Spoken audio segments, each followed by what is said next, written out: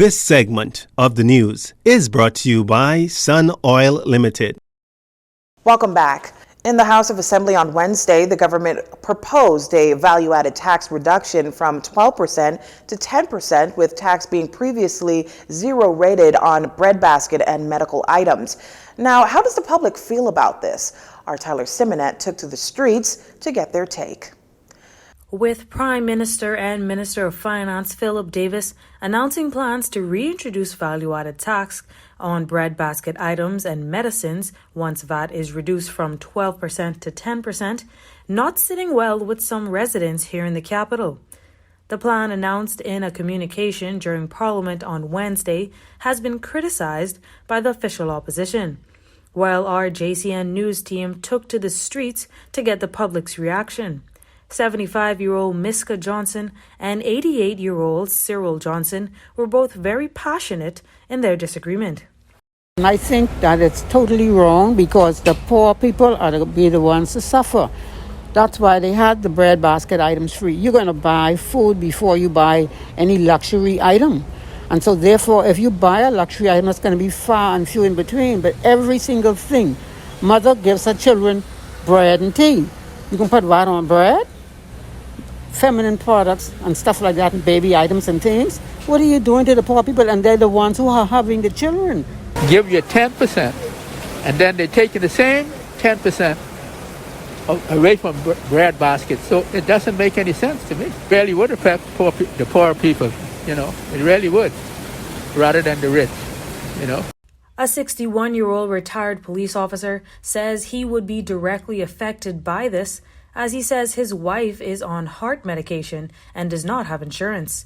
VAT would also be introduced on prescription medicine. It'll be more expensive because she on heart medication. This is something that we have to pay out of pocket because of not having the insurance. You know, they wouldn't insure us simply because of her pre-existing illness. When I got employed at this place, and when they realized that she had issues, she was unable to be insured.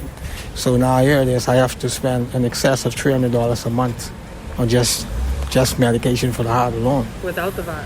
Without the VAT. So now with the VAT added on to that, I expect to spend probably maybe $320, $330, like that. So the current breadbasket items include baby cereal, baby food, baby formula, bread, broths and soups, butter, canned fish, cheese, condensed milk, cooking oil, corned beef, evaporated milk, flour, fresh milk, grits, margarine, mayonnaise, mustard, powdered detergent, rice, soap, and tomato paste.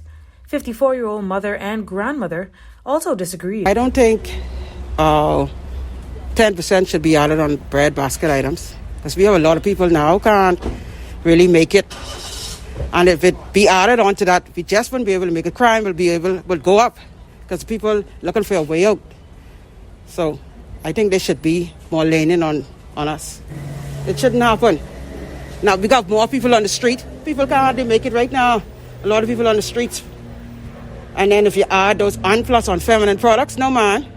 Cleanliness is next to godliness.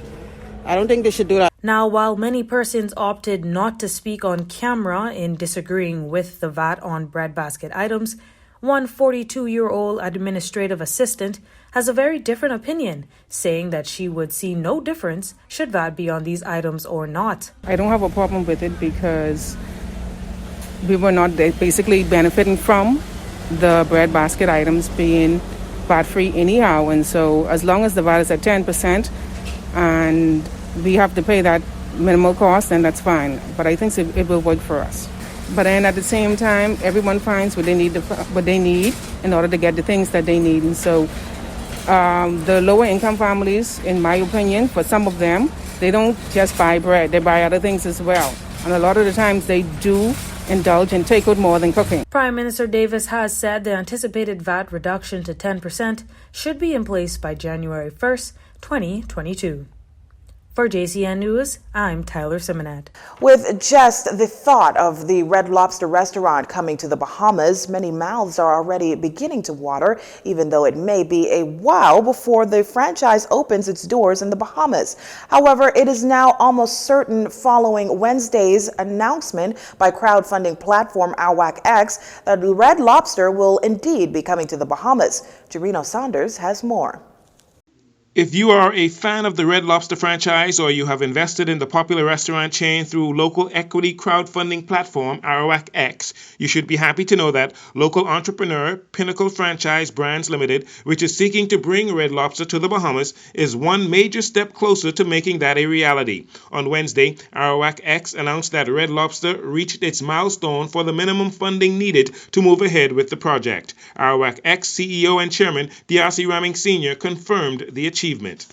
Yes, so the Red Lobster Pinnacle brand, which is the company that's going to put Red Lobster throughout the Caribbean, has a raise of $1.7+ million, and they've surpassed the milestone of their minimum raise, which is $1.5 million, which means basically the project will go forward and the raise has been successful. We will definitely have Red Lobster in the Bahamas. If you have not had the opportunity, or maybe you have had doubts about the success or safety of the Red Lobster franchise or the crowdfunding initiative itself, Mr. Ramming says it is not too late to support Red Lobster Bahamas. There is still an opportunity. Their targeted raise is $2.7 million, so people can still come in and get some of that. It's still available. I think we have 25 days left, before we close the offer.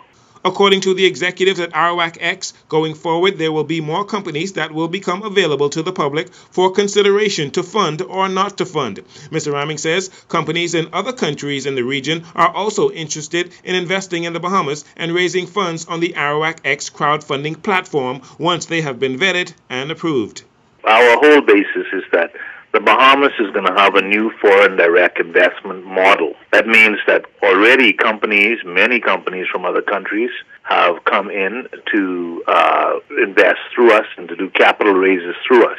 So that's the advantage we have. We call it nearshoring. We have a great ecosystem, which means that we have good accountants, cheap rents, and all these type of things that people like to invest, and we have the ability to raise capital.